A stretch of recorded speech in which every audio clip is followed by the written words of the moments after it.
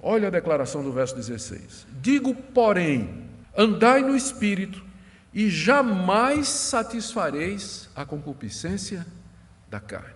Essa é uma declaração bastante radical, não é mesmo? Essa palavra jamais é uma dupla negativa na língua grega. É a maneira mais forte que a língua grega tem de expressar um não. Nunca, jamais. Se você andar no Espírito, você nunca, jamais vai atender ou satisfazer a concupiscência da carne. A palavra concupiscência significa desejo e ela é sempre usada pejorativamente no Novo Testamento. São desejos maus.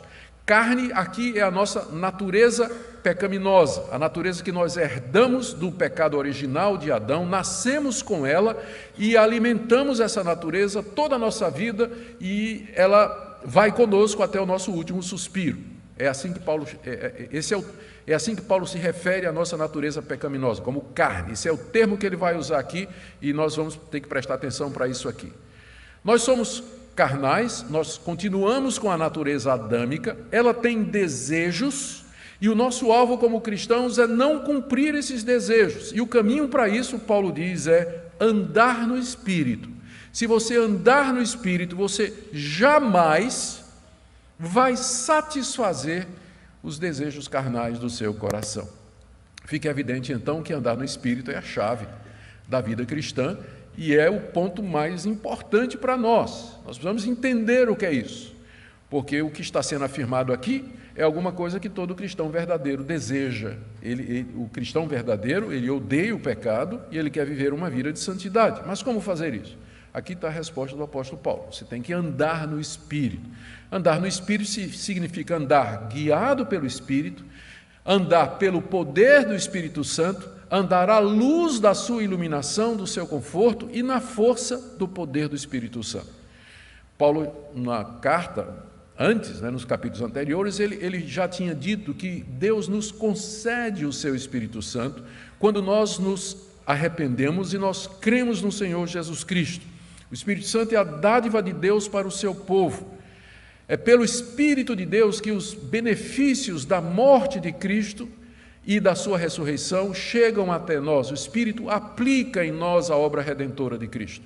Então, todo cristão, por definição, ele já tem o Espírito Santo, desde o momento em que ele foi regenerado, que ele nasceu de novo, que ele creu no Senhor Jesus, ele recebeu o Espírito Santo da parte de Deus para que ele possa viver nesse mundo de acordo com a sua vocação, de acordo com o seu chamado santo. Por isso nós devemos andar nesse Espírito. Ele já está em nós, mas nós devemos andar. Andar aqui significa viver à luz da sua influência, debaixo do seu poder, seguindo a sua orientação que nos chega todo dia pela nossa consciência, pela leitura da palavra de Deus, pelas circunstâncias, enfim, pelos métodos infinitos e recursos infindáveis que Deus tem ao seu dispor para nos fazer saber isto aqui. Promessa maravilhosa: ande no Espírito e você jamais vai cumprir os desejos da carne.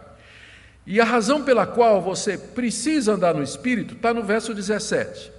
Porque a carne, a sua natureza pecaminosa, milita contra o Espírito. O vocabulário aqui é tirado do campo de guerra. Militar significa você entrar numa guerra, você fazer guerra contra alguma coisa. A carne, a minha natureza pecaminosa, ela está em guerra com as coisas de Deus.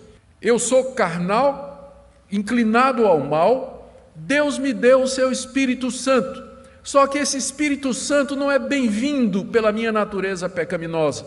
Minha natureza pecaminosa se levanta contra a ação do Espírito Santo e sua influência na minha vida e inicia uma guerra. E, ao mesmo tempo, o Espírito Santo milita contra a carne. Foi para isso que Deus nos deu o Espírito Santo. Isso aqui é a bipolaridade cristã. O cristão é meio que bipolar. Ele é carnal, ele tem a natureza carnal, mas, ao mesmo tempo, ele recebeu de Deus o Espírito Santo. E há uma luta travada no seu coração, que é uma luta diária, uma luta constante. Ele não consegue fazer o bem sem luta e, ao mesmo tempo, não consegue fazer o mal sem a consciência pesada. O seu coração é um campo de batalha onde estes poderes se enfrentam diariamente. diariamente, o espírito militando contra a carne e a carne militando contra o espírito, para que não façais o que porventura seja do vosso querer. Tchau, livre-arbítrio, verso 17. Para que não façais o que porventura seja do vosso querer. Ou seja, meu arbítrio não é livre.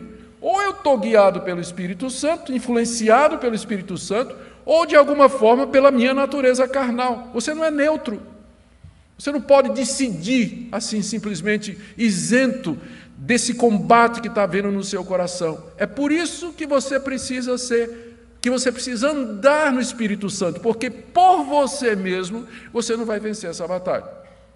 Então, o verso 17 é a explicação do verso 16. No verso 16 ele diz: você ande no Espírito para poder vencer a concupiscência da carne. Por que eu preciso do Espírito Santo para isso? Porque tem uma guerra e você não faz o que você quer. A sua vontade é fraca, o seu arbítrio é contaminado, a sua decisão é passageira, seu conhecimento é provisório. Se o Espírito de Deus não lhe socorrer, você vai perder essa luta. Vai perder essa luta. Então, o nosso arbítrio, fazer o que nós queremos, ele está contaminado, ele está enfraquecido pela carne. E se nós formos depender, então, da nossa decisão, da nossa vontade, do nosso esforço, nós vamos perder toda a escaramuça que nós tivermos com as paixões e os desejos carnais. Por isso, nós precisamos do poder do Espírito Santo, que é exatamente o que Paulo volta a dizer no verso 18. Você não pode fazer o que você quer, né, no final do verso 17, para que não façais o que porventura seja do vosso querer, mas, se sois guiados pelo Espírito, que é a mesma coisa de andar no Espírito, se vocês são guiados pelo Espírito Santo, vocês não estão sob a lei. Aí você me pergunta, o que é que tem lei a ver com isso? Lembra o que eu disse no início? Faz parte do vocabulário.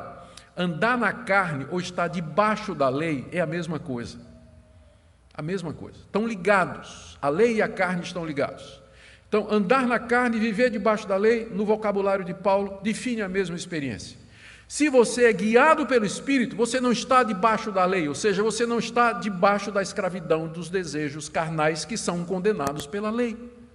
Você vai experimentar a verdadeira liberdade quando você anda no Espírito Santo, quando você é guiado pelo Espírito Santo. A essa altura é bom a gente perguntar de que maneira o Espírito Santo nos guia. Eu ia deixar isso para a parte final, mas a gente pode já adiantar aqui. O Espírito Santo nos guia diariamente através daquilo que em teologia nós chamamos os meios de graça. São os meios pelos quais a graça de Deus necessária para nós se manifesta em nossa vida. Quais são eles? Primeiro e acima de todos, a palavra de Deus, a palavra escrita de Deus, a sua revelação inspirada que está registrada nas páginas do Antigo e do Novo Testamento e que são usadas pelo Espírito Santo para me fortalecer, esclarecer, iluminar, me defender e rejeitar o erro. Então, leitura da palavra, meditação na palavra de Deus, encher minha mente da palavra de Deus e do ensino da Escritura. Uma vida de oração, de estar na presença de Deus, de pedir a Deus, de clamar a Deus e dizer a Deus, Deus, eu quero vitória, eu não quero continuar escravo do meu temperamento, não quero continuar escravo da imoralidade, não quero continuar escravo dessas paixões que estão no meu coração. Ele vai descrever essas paixões daqui a pouco, aí você vai se ver nelas, tenho certeza. Eu não quero viver dessa maneira. A vida de oração está aberto para ser corrigido e orientado por outras pessoas que Deus vai mandar. Pessoas sinceras que Deus vai mandar para corrigir você. E às vezes até mesmo críticos. Deus vai mandar para corrigir você. Então, tudo isso é a maneira do Espírito Santo nos guiar, de nos fortalecer, para que nós possamos vencer os desejos da nossa natureza carnal. Então, está aqui o primeiro ponto do apóstolo Paulo. Existe uma vida de vitória em que você não cumpre o desejo da carne, mas essa vida é vivida no poder do Espírito Santo. Você precisa dele, porque há uma guerra travada no seu coração. A sua vontade é contaminada, seu arbítrio é fraco, e se o Espírito de Deus não guiar você, se ele não conduzir você, você vai viver uma vida de pecado, de morte, debaixo da lei, de condenação e de culpa.